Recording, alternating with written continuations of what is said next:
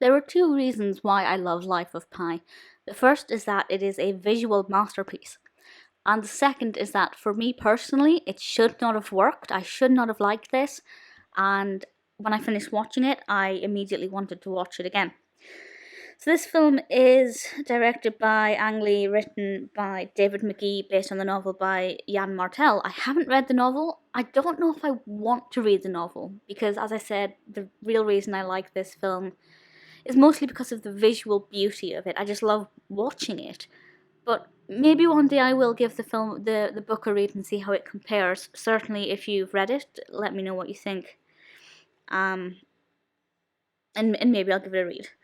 If you haven't seen this film, it was released in 2012, which seems really crazy now. And the description from IMDb, which I think is pretty accurate, is as follows. A young man who survives a disaster at sea is hurtled into an epic journey of adventure and discovery. While cast away, he forms an unexpected connection with another survivor, a fearsome Bengal tiger. And that just sounds bonkers. And in a way, it is. And I'm sure there will be a lot of things about this that are inaccurate. Would a human survive with the tiger? I mean, he has ways of appeasing the tiger, but would it work in real life? Maybe. I don't believe this was based on truth at all. It's categorized as an adventure drama fantasy film. I think fantasy is maybe a stretch, but it really is a phenomenal story. So Pi is our protagonist. How he got his name is a story in itself, and that was such a funny, light-hearted way of starting this story with a description of his name. And then we see him on the boat with his parents, and everything seems fine, but you know as a viewer, nothing will remain fine.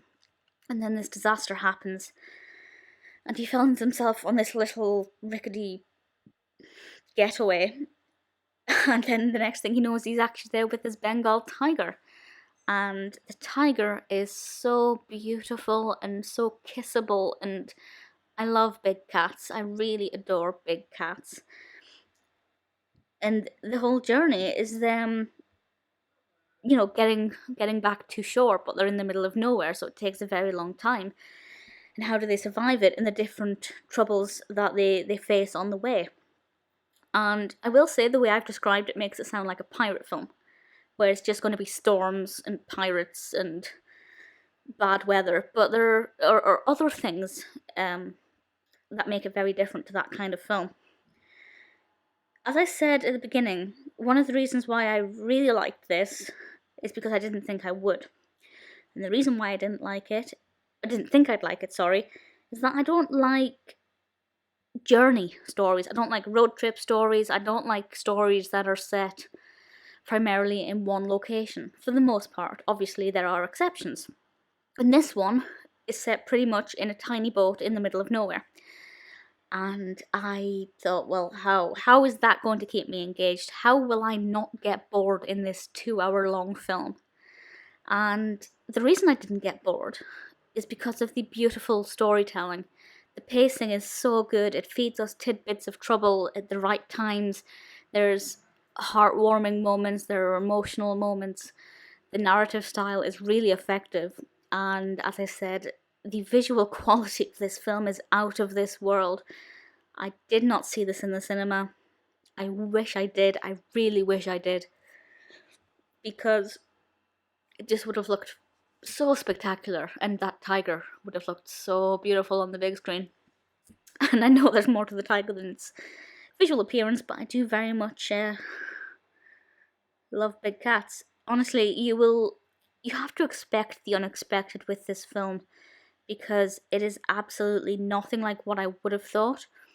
It's not, all the things that I thought would be wrong with it did not happen. I didn't know what I'd like about it, and it turns out I love pretty much all of it. It has a 7.9 out of 10 rating on IMDb, which I think is very fair. If I were to give it a star rating, I'd probably go 4 out of 5. Maybe like 4.2 out of 5 or something. I truly loved it. If you haven't seen it, definitely please do. It's a masterpiece. I believe it's a PG. It's suitable for pretty much everybody. And I think it's the kind of film that everybody will enjoy. You don't have to like adventure stories or dramas or stories with animals. It's just, it's one for everybody. And I can only try and encourage you to watch it, but if you haven't seen it, please do, and please, of course, do let me know what you think. Personally, I was very much blown away by Life of Pi.